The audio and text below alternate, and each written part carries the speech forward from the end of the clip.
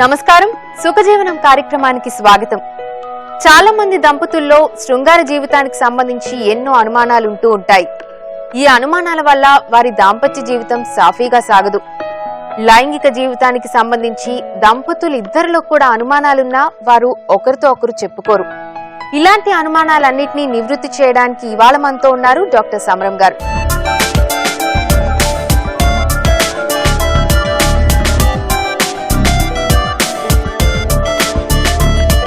Doctor గారు, పురుషుల్లో పురుషాంగం పెద్దదిగా ఉంటే తృప్తి బాగా కలుగుతుంది అంటూ ఉంటారు. ఇది ఎంతవరకు నిజం?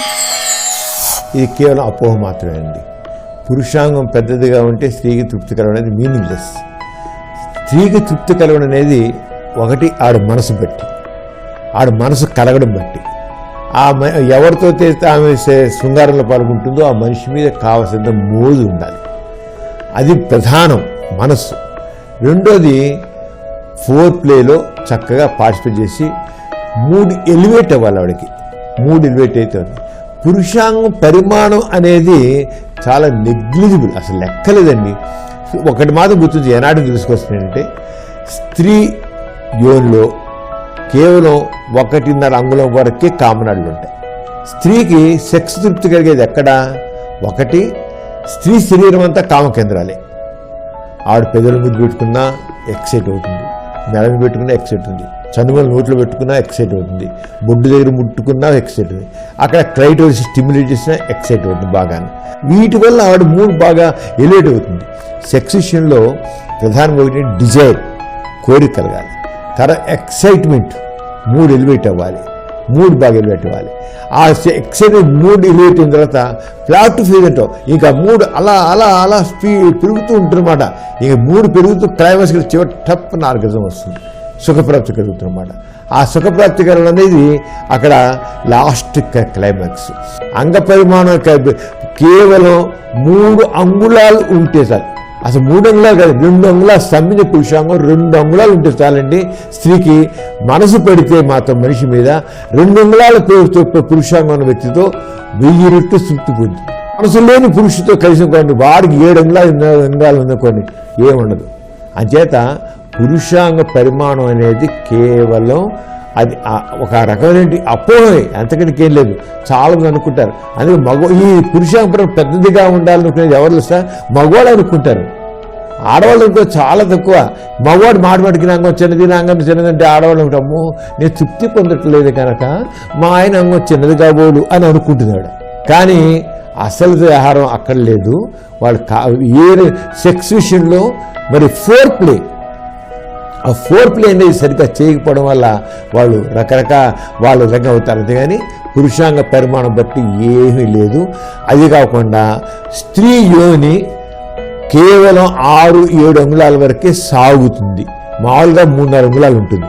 స్త్రీ యోని మార్గం 3.5 అంగుళాలు మాత్రమే ఉంటుంది.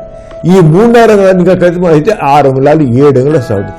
ఇంకా అంతకంటే ఎక్కువ అదేనా ఉంటే యోని మార్గం చిరిగిపోతుంది.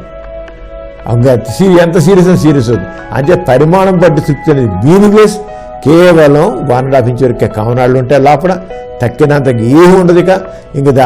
ఇక దాని మీద ఆలోచన అర్థం లేనిది, కేవలం అపోహ మాత్రం కూడా కాదు. డాక్టర్ గారు, స్త్రీలలో వక్షోజాలు చిన్నవిగా ఉండడం వల్ల పురుషుల్లో కోరిక కలగదంటారా? పురుషుని మూడు మాత్రం వక్షోజాలు చిన్నవిగా ఉంటే కొద్దిగా తక్కువైనా చెప్పుకోవచ్చు. ఎందుకంటే ఆల్మోస్ట్ అందరి మగవాడి కళ్ళు ఆ వక్షోజాల పరిమాణం మీద ఉంటుంది. వక్షోజాలు పెద్దగా ఉండి అవి చక్కగా కనబడుతుంటే గుండ్రంగా కొద్ది చేతిండ పట్టేటుంటే మగవాడికి మంచి ఒక రకమైన సెక్షువల్ ఎక్సైట్మెంట్ వస్తుందన్నమాట.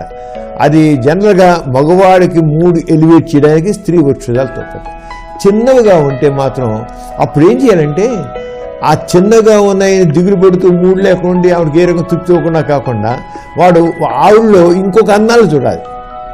వక్షోజాలు చిన్నగా అనుకోండి, దాని మనసును మళ్లించుకుని ఆడ కళ్ళు, ఆ నోరు, ఆడ పెదవులు, ఆడ పళ్ళు, ఇవన్నీ మొత్తం బొగ్గలు, ఆడ తగ్గ స్ట్రక్చరు, ఆ స్ట్రక్చర్ చూసి అతను ఎక్సైట్ కావాలి.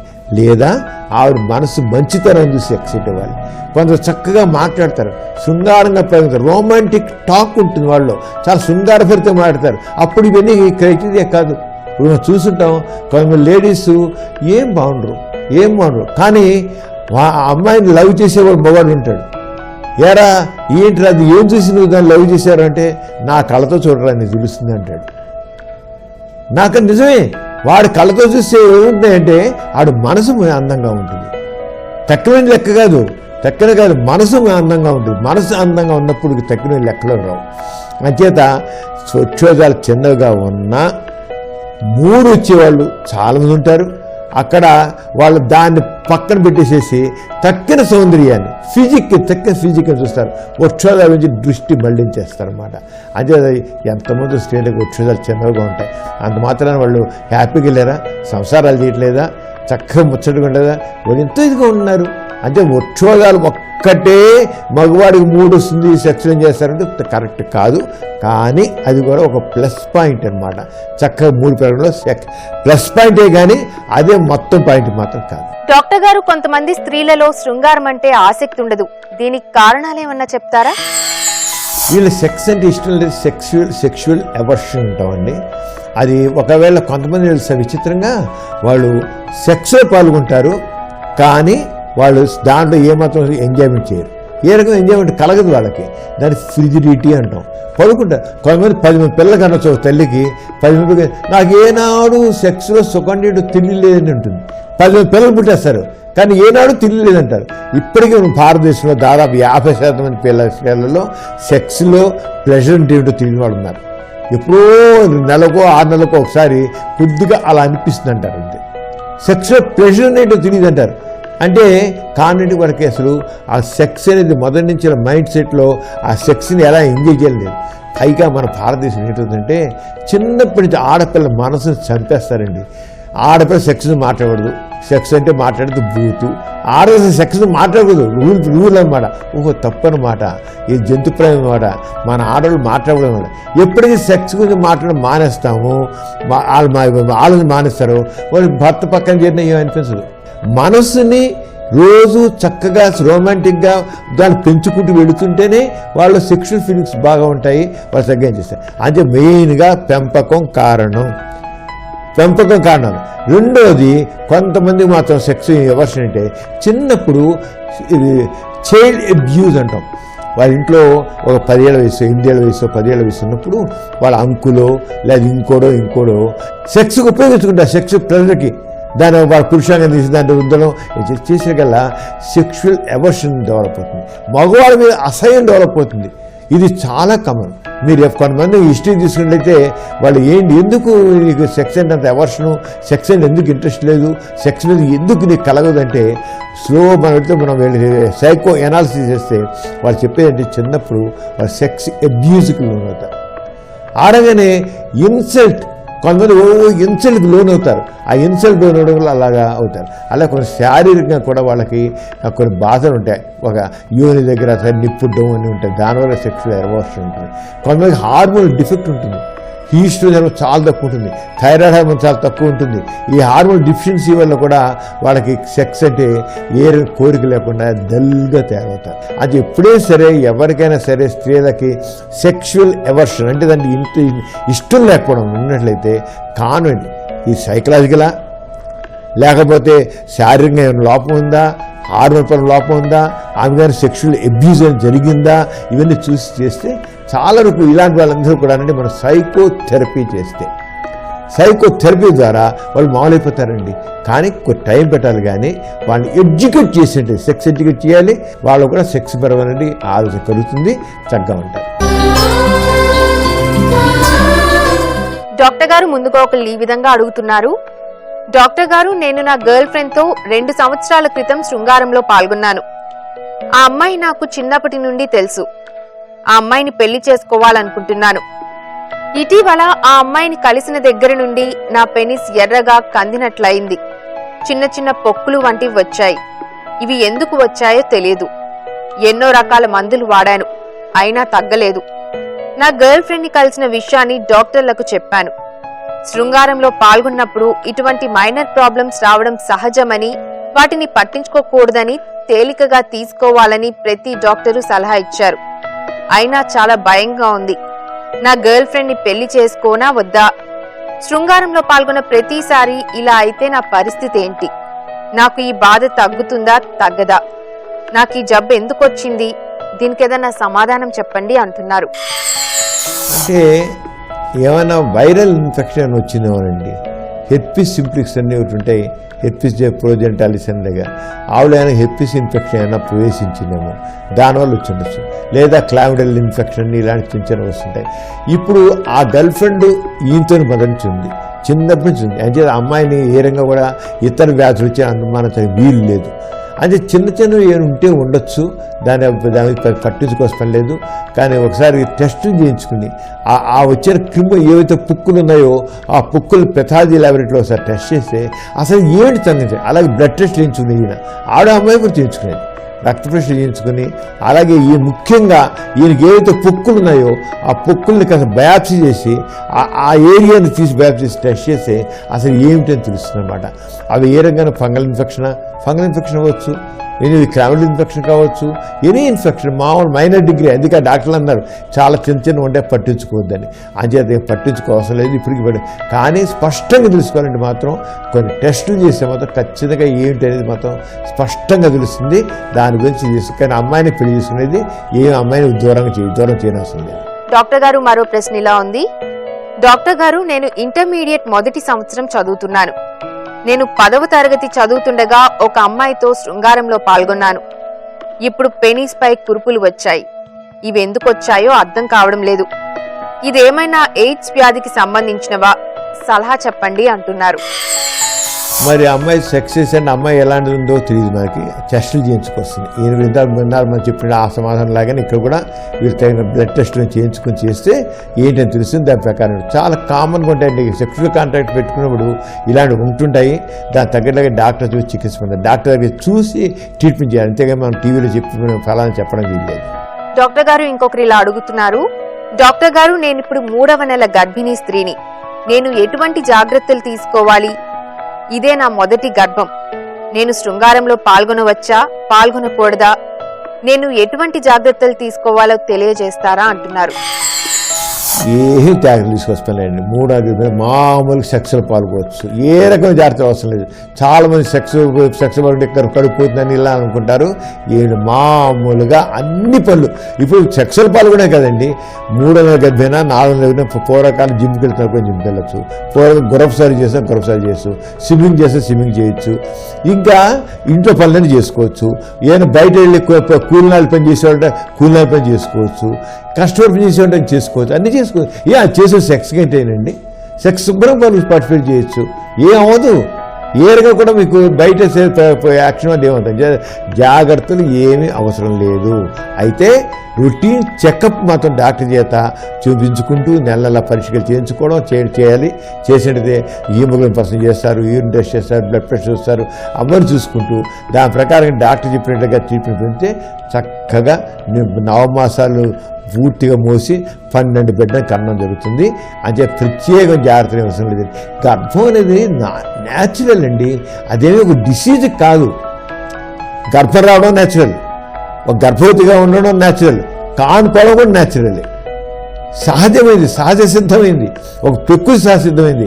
దీనికోసం ఏంటో అనుకుని దాని ఏదో పెద్ద చూసుకుని దాని గురించి ఓవర్గా యాంగ్జైటీ ఫీల్ అవ్వడం మాత్రం మీనింగ్లెస్.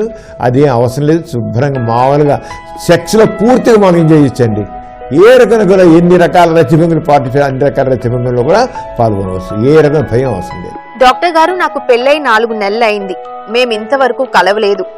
అంగం కూడా గట్టిపడలేదు. పెళ్లి కాకముందు అప్పుడప్పుడు మాస్టర్బేషన్ చేసేవాణ్ణి. ఇప్పుడు అది కూడా చేయడం లేదు. నా భార్య నాకు మగతనం లేదని వదిలేసి వెళ్లిపోయింది. నిజంగానే నాకు మగతనం లేదా? అందరి మగవాళ్లలాగా నేను సంసార జీవితాన్ని గడపలేనా? నాకేదన్నా సలహా ఇవ్వండి అంటున్నారు. అతను అస్త్రప్రయోగం చేస్తున్నవాడు భార్యతో ఉండలేదంటే ఆయనకి ఏదో పెర్ఫార్మెన్స్ యాంగ్జైటీ. పెర్ఫార్మెన్స్ సెక్స్ చేయడం విషయంలో మాత్రం ఆయనకి భయం ఉంది. ఆయనకి అంటే కొంతమందికి స్త్రీ భయం ఉంటుంది. సెక్స్ విషయంలో స్త్రీ దగ్గరికి వెళ్ళాలంటే, స్త్రీతో మాట్లాడాలంటే, సెక్స్ ఆ పని వరకు భయం ఉంటుంది అనమాట. మామూలుగా అసహ్యం చేస్తానని చెప్తున్నారు కదా. అంచేత ఆయనలో ఏ రకం సెక్స్ బలహీనత లేదు, మానసిక బలహీనత ఉంది. సెక్స్ అనేది కాదు అది. అంచేత అలాంటి వాళ్ళకి ఏంటంటే సైకలాజికల్ కౌన్సిలింగ్ కావాలి. కౌన్సిలింగ్ చేసి వాళ్ళు చాలామందికి అండి ఏవో అర్థంలే భయాలు. నేను అస్తమయం చేశాం కనుక నేను సెక్స్ పనికిరాను, నాలో నెక్స్ట్ బలహీనత ఉంది అని అనుకుంటారు. సెక్స్ బలహీనత ఉండేంటి, అస్తమయం ఏం బలహీనత రాదు అసలు. ఇలాగే నా అంగం అనేది అస్తమయం చేశాను, లేదా నిద్రలు వీరం పోయింది, నాకు వీక్నెస్ ఉంది అని, లేదా ఏ పెద్ద వయసులో అమ్మాయితో ఇద్దరు సెక్స్లో పాల్గొన్నాను, ఏంటంటే పనికిరాని అర్థం లేని అనుమానాలు భయాలుండి వాళ్ళు భయపడతారు భార్యతో కలవాలంటే. అంత ఏం లేదు అంచేత ఆయనకు. అయితే కొంతమందికి అస్తమయం చేస్తారు కానీ వాళ్ళకి కొద్ది డిజైర్, స్ట్రాంగ్ డిజైర్ ఉండదు. వాళ్ళకి స్ట్రాంగ్ డిజైర్ లేకపోవడం అలాంటి విషయంలో కొద్దిగా fantasy, how to enjoy sexual ఫీలింగ్స్ని పెంచుకోవడం నేర్పాలి. కొంత చేసేస్తారు, అస్తమయం చేసి ఏదో చేసేస్తారు, కానీ ఓ స్ట్రాంగ్ డిజైన్ పెంచుకోవడం కావాలి. దానికి ఫ్యాంటసీస్ డెవలప్ చేసుకోవాలి. అంటే వాళ్ళలో కొన్ని సెక్షువల్ ఫ్యాంటసీస్ని డెవలప్ చేసి ఆ సెక్షువల్ ఫ్యాంటసీ వాళ్ళ ఒక మూడ్ని పెంచి ఆ మూడ్ని చేసినట్లయితే వాళ్ళు చక్కగా ఉంటారు. డాక్టర్ గారు, మరొక ప్రశ్న ఈ విధంగా ఉంది. డాక్టర్ గారు, మా ఆవిడ తానే యాక్టివ్ పార్ట్ తీసుకొని శృంగారంలో పాల్గొంటుంది. నేను కింద, ఆమె పైన ఉండే పద్ధతి అంటే ఆమెకు ఎంతో ఇష్టం. ఆమె ఇష్టాన్ని కాదనలేక ఊరుకుంటాను. మాకు పెళ్ళై 4 సంవత్సరాలైంది. ఇంతవరకు సంతానం కలగలేదు. శృంగారంలో మేము పాల్గొన్న పద్ధతి వల్లే గర్భం రావడం లేదా? మాకు త్వరగా పిల్లలు పుట్టాలంటే ఏం చేయాలి అని అడుగుతున్నారు. ఆవిడ చేసే రతిభంగి వల్ల మాత్రం పిల్లలు పట్టుకోవడం కాదండి. మీరు మగవాడి కింద ఆడ పైనుండి సెక్స్ చేసే పిల్లలు పుడతారు. ఏ రతిభంగులు ఉన్నా పిల్లలు పుడతారు. ఎందుకంటే ఒకసారి వీర్యం యోని మార్గం స్ఖలించిన తర్వాత అక్కడ లోపల యోని మార్గం లోపల పొరల్లో ఆ వీరి కణాలన్నీ బందిపడిపోతాయి. ఏమైనా వీరంతో బయటికి రాదు. అంచేత ఏ రతిభంగులు ఇంతకాలం నుంచి ఆ కింద పైనుండి చేస్తున్నారు కనుక చేసి ఏమవుతుంది, గర్భం రావట్లేదంటే ముఖ్యంగా ఆవిడలో అన్నం విధి లేకపోవచ్చు, లేదా ఆవిడలో యుట్రస్ సరిగ్గా గర్భాలు సరిగ్గా లేదు, లేదా ఈయన వీర్యంలో వీరికణ తగినంత లేకపోవచ్చు, ఒకవేళ ఉన్నా కదలిక సరిగ్గా లేకపోవచ్చు, ఏదో సంథింగ్ డిఫెక్ట్ ఉంటుంది. అది ఇద్దరు వెళ్ళి డాక్టర్ దగ్గరికి వెళ్ళి కరెక్ట్గా టెస్టులు చేసుకుని వెళితే లోపం తెలుస్తుంది. లోపం ఇక్కడ చికిత్స చేస్తే మామూలుగా పిల్లలు పుడతారు. అంచేత రతి భంగిముల వల్ల మాత్రం కాదు, కేవలం ఇద్దరు ఏదో లోపం ఉంది, థరో చెకప్ మాత్రం చేయించుకోవాలి. డాక్టర్ గారు, మరో ప్రశ్న ఇలా ఉంది. డాక్టర్ గారు, నాకు పెళ్ళై 3 సంవత్సరాలైంది, పిల్లలు లేరు. పరీక్ష చేయించుకుంటే నాకు వీర్యంలో వీర్య కణాలు బాగా తక్కువగా ఉన్నాయన్నారు. నేను రోజుకి 3-4 సార్లు శృంగారంలో పాల్గొన్నాను. ఎక్కువ సార్లు శృంగారంలో పాల్గొంటే వీర్య కణాలు లేకుండా పోతాయా? గర్భం రాకుండా అవుతుందా? గర్భం రావాలంటే ఎక్కువ సార్లు శృంగారంలో పాల్గొనకూడదా? దీనికి ఏదైనా సమాధానం చెప్పండి అంటున్నారు. అదేం లేదండి, ఎక్కువసారి శృంగారంలో పాల్గొన్నా ఏమీ అవ్వదు. ఎందుకంటే ఎక్కువసారి అన్నిసార్లు వీరికన్నా లోటు పడుతున్నాయి కదా. మీరు ఒక్కసారి 3 రోజులు 2 రోజులు పాల్గొదాం అనుకున్నాం, లేదా రోజు ఒకసారి పాల్గొనుకున్నాం, ఆ రోజు మొత్తం మీద వీరికన్నా దాంట్లో పెడతాయి. అదే రకంగా 3 సార్లు పాల్గొన్నా 3 సార్లు ఎక్కడ ఉన్నాయి, ఎక్కడ పోయి గర్భాశయంలో యూని మార్గంలో ఉన్నాయి, పైకి వెళ్ళాయి. అంచేత అదే లెక్కలోకి రాదు. ఎక్కువసార్లు సెక్స్లో పాల్గొన్నప్పటికీ గర్భం వస్తుంది. ఆయనకి వీరి కణాలు తక్కువగా ఉండొచ్చు, లేదా వేరుకోసిల్ లాంటి పరిస్థితి ఉండొచ్చు. వేరుకోసిల్ ఉన్నట్లయితే వీరి కణాలు తగ్గిపోతాయి, వీరి కణాలు తక్కువ ఉంటాయి, లేదా కదలిక లేకుండా ఉంటుంది. అటు ఆప్షన్. అలాగే లేదా హార్మోన్ థైరాయిడ్ లోపం ఉండొచ్చు, ప్రోలాక్టిన్ డిఫెక్ట్ ఉండొచ్చు, ఏదో డిఫెక్ట్. అలాగే ఆవులో కూడా లోపం ఉండొచ్చు. ఏముందని చూసి దాని ప్రకారం చికిత్స చేయాలి. ఎప్పుడే పిల్లలు పట్టబోతే ఒక్కడొక ఇద్దరు పరీక్షించుకోవాలి. భార్యాభర్త ఇద్దరు డాక్టర్ దగ్గరికి వెళ్ళి థరో చెకప్ చేయించుకుంటే దాని ప్రకారంగా కరెక్ట్గా తెలిస్తే ట్రీట్మెంట్ చేసి అన్నీ సరిపోతాయి. డాక్టర్ గారు, ఇంకొకరు ఈ విధంగా అడుగుతున్నారు. డాక్టర్ గారు, నా వయసు 26 సంవత్సరాలు, ఇంకా పెళ్లి కాలేదు. 4 సంవత్సరాల క్రితం ఒక ఆమెతో లైంగికంగా కలిశాను. ఆమె వేశ్య కాదు. ఆమెతో శృంగారంలో పాల్గొన్నప్పుడు కండోమ్ వాడలేదు. అందువల్ల నాలో ఎయిడ్స్ భయం చోటు చేసుకుంది. నాకు ఏ బాధ లేదు. అయినా ఏమాత్రం కాస్త జ్వరం వచ్చినా, విరోచనాలైనా, తలనొప్పి వచ్చినా, నీరసం అనిపించినా భయంతో వణికిపోతున్నాను. ల్యాబ్కు వెళ్లి HIV టెస్ట్ చేయించుకోవాలంటే భయంగా ఉంటోంది. ఒకవేళ టెస్ట్లో ఎయిడ్స్ అని వస్తే తట్టుకోలేను. ముందుగానే ఎయిడ్స్ జబ్బుకు మందులేమన్నా ఉంటే చెప్పండి అంటున్నారు. ఎయిడ్స్ రావడం అనేది జరిగితే పూర్తిగా క్యూర్ అయ్యేందుకు మందులు లేవు. అంచేది ఏదో మందులు వాడేసి ఒక 1 సంవత్సరం 2 సంవత్సరం మందులు వాడేసి దానికి ఎయిడ్స్ వ్యాధి శరీరం నుంచి తీసేస్తాను అనుకుంటే మాత్రం పొరపాటు. అది పొరపాటు. అంచేత అదే భయం పెట్టుకుంటే రోగాన్ని దాచుకుంటే రోగాన్ని జాలి చూపిస్తుందండి. అందులో ఎయిడ్స్ వ్యాధికి అసలు జాలి చూపించవు. అంచేత మనసు దిట్టం చేస్తే అసలు చూపించుకోవడం మంచిది.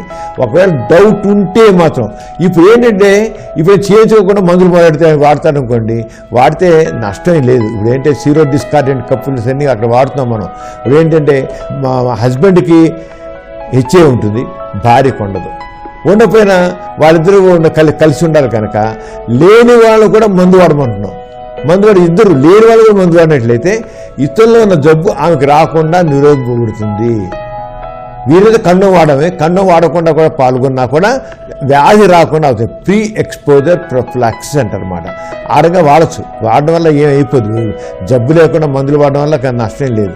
కానీ అక్కడ ఏం చేస్తాం, ప్రీ ఎక్స్పోజర్ ప్రొఫిలాక్సిస్ అని సీరో డిస్కార్డెంట్ కపుల్స్లో వాడతాం. ఈయన అలా వాడినా అసలు జబ్బుని నిలదాచుకుంటాడు. జబ్బు తెలుసుకోవాలిగా, తెలుసుకుని ఎలా ఉంటాడు. అంచేత జబ్బు తెలుసుకోవాలి. అనవసరంగా ఎందుకు మందు వాడాల్సిన అనవసరం వాడకూడదు. అక్కడ సీరో డిస్కార్డెంట్ కపుల్స్ అంటే అవసరమే.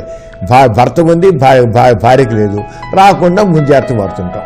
ప్రీ ఎక్స్పోజర్ ప్రొఫిలాక్సిస్ అని మందులు వాడతాం. ఇక్కడ ఈయన అవసరం లేదు. ఈయన 99% ఆయనకి అసలు వచ్చి ఉండదండి. హెచ్ఐవి 99% ఉన్నాడు. అంటే అసలు చూపించుకుని గుండె జట్టు చేసి చూపించేసుకుని లేదు. ఒకవేళ ఉందనుకోండి తప్పకుండా వాడి తీరవలసింది. లైఫ్ లాంగ్ వాడాల్సిందే. అంతేగాని ఏదో సంవత్సరం 2 సార్లు ఆపేసేది కాదు. అంటే డాక్టర్ తప్పకుండా చూపించుకోవాలి. ఇలాంటి వాళ్ళు చాలాన్నారండి. బయట పెడితే అయిపోతాము. సైకిల్ ఎంత 4 రోజులు బాధపడతారు. అది తర్వాత కాస్త అర్థం చేసుకుంటారు. ఒకటి మాత్రం రోగాన్ని దాచుకోవడానికి వీలు లేదు. ఎవరైనా సరే ఏ రోగాన్ని, అది సుఖవ్యాధి కావచ్చు, ఎయిడ్స్ వ్యాధి కావచ్చు, ఇంకోటి కాదు, ఏ వ్యాధిని సరే తెలుసుకోవాలి, మందు వాడాలి. డాక్టర్ గారు మరొకరు ఈ విధంగా అడుగుతున్నారు. డాక్టర్ గారు, బహిష్టు సమయంలో శృంగారంలో పాల్గొంటే కుష్టు వ్యాధి వస్తుందా? నాకు మరొక సందేహం కూడా ఉంది. బహిష్టు సమయంలో శృంగారంలో పాల్గొంటే స్త్రీకి ఏమన్నా నష్టం కలుగుతుందా అని అడుగుతున్నారు. బహిష్టు సమయంలో పాల్గొంటే ఇష్టం ఉంటే, భార్యాభర్త ఇద్దరికి ఇష్టం ఉంటే శుభ్రంగా పాల్గొచ్చండి. ఏమీ అవ్వదు. ఎందుకంటే బహిష్టు రక్తస్రావం వేరే రక్తస్రావం కాదు. మన శరీరంలో ఏ రక్తం అయితే నిరంతరం ప్రవహిస్తుంటుందో అదే బహిష్టు రక్తస్రావంగా బయటకు వస్తుంది.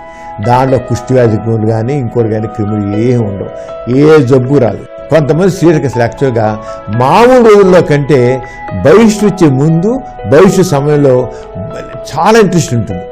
ఎందుకంటే వ్యాసో కంజెషన్ అంటాం. మెన్సెస్ వచ్చే ముందు అక్కడ రక్తాధిక్యత పెరుగుతుంది. యూట్రస్ దగ్గర, పిల్విక్ ఏరియాలో బాగా రక్తం పెరుగుతుంది, బాగా ఎక్కువ వేడి పుడుతుంది. వేడి పుట్టాడు కదా, వేడి ఒక రకంగా సెక్షువల్గా స్టిమ్యులేట్ చేస్తుంది, నరాలని, కామనాలని ఉద్రిక్తపరుస్తుంది. దాంతో సెక్స్ కావాలని నిరంతరం మనసు లాగుతూ ఉంటుంది అన్నమాట.